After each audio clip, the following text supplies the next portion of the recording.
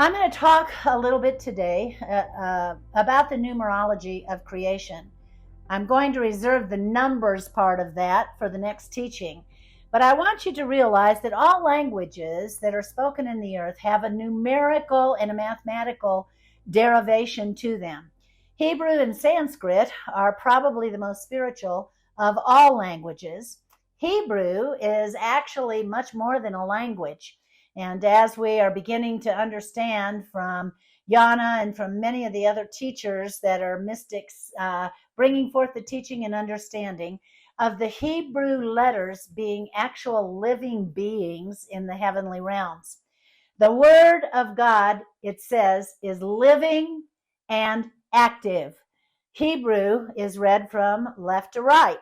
So I'm going to talk to you a little bit today about how this numeric configuration in our language affects our science in our understanding of how things are taking place.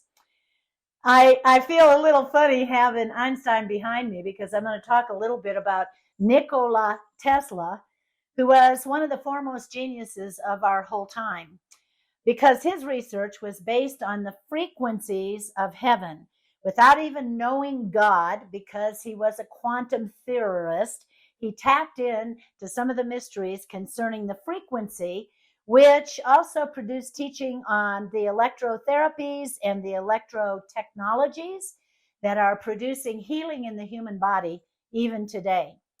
This all relates to the Tower of Babel. As soon as God brought down the tower, which he did because they were self-exalting, trying to make themselves like God, as soon as God confused their dialects, we lost the unity of the technology of sound or frequency that allowed for personal edification of the multitudes of people through the unity of one speech. Now, instead of love and trust that could only be achieved through the unity of language, you have hatred and fear of those that are different, which takes place. As soon as people begin to speak in foreign tongues or different dialects, and as soon as they could no longer understand one another, you have the complete loss of the unity of the human species, which was evoked by the sound and the frequency contained in one language. Therefore, instead of speaking Hebrew, wherein the tones of the spoken word actually evoked a spiritual essence of the kingdom of heaven, the sound or the frequencies which delivered an understanding of the depths of his spirit. I have really good news for you. We're going to overcome the curse that ensued after the fall of the Tower of Babel. We're actually going to begin to migrate back into one language that evokes unity in the spirit. And that language is Hebrew. In the beginning, there was God, and him alone, who did what? He spoke life into sound. Now, in the word, we say, in the beginning, he said, let there be light. Actually, I don't know how to tell you this. He didn't speak in English. And he did not actually say, let there be light. What he did was he evoked a sound that produced light, and that's called the brooding sound. I go into great depth of that in the teaching on all creation groaning, so refer back to that teaching. Sound is an electromagnetic wave which causes the words that come out of my mouth to hit your ear and turn into a recognizable language. There are many different kinds of frequencies in the earth, though. We have radio frequency, TV frequency, computer frequency, sun frequency, light frequency, color frequency, sound frequency. All of these are electromagnetic frequencies. I don't know how to say this in any better words, so I'm just going to let it go. Everything that was ever created is created by frequency. Actually, the sound of God's brooding frequency over the earth is what produced and created all things. And inside of us, we have a depth of frequency that has not yet been released. At this time, the Lord is beginning to put down like an oil derrick inside of us, and to break up the fountains of the deep, because inside of us there are huge, vast, unplumbed reservoirs of living water, wells and fountains and geysers and waterfalls and unlimited amounts of creativity, a vastness of things that we have not yet had the capacity to tap into. But everything inside of us is going to be released through sound and through frequency. The Hebrew language always relays the spirit.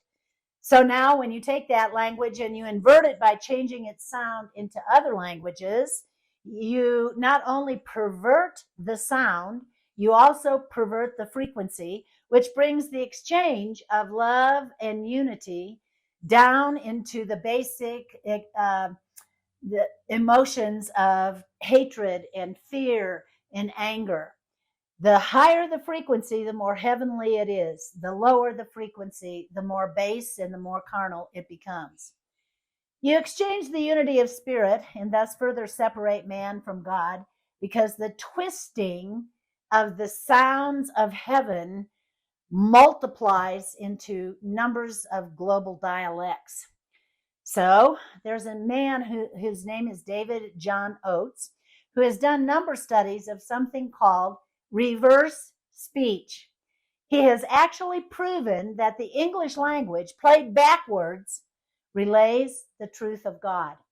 You see, our English language goes from right to left, but when you read it from left to right, it still contains the numerology of the frequencies of heaven.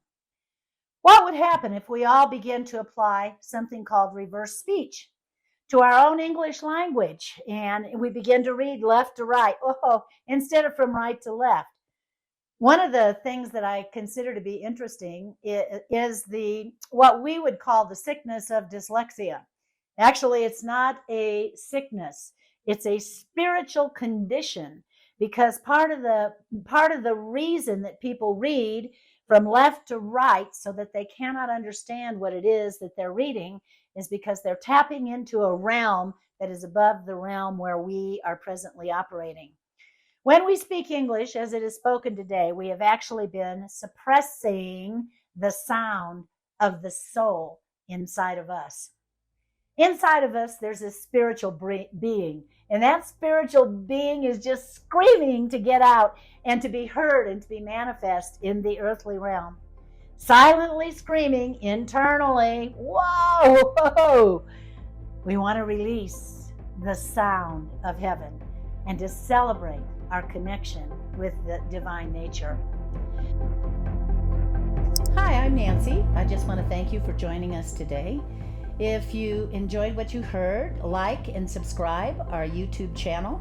And if you're interested in lengthy, deeper teachings concerning the mysteries of God, contact us at sons.global and partner with us as we become co-workers and co-creators together with God for the establishment of His kingdom and His righteousness in all the earth.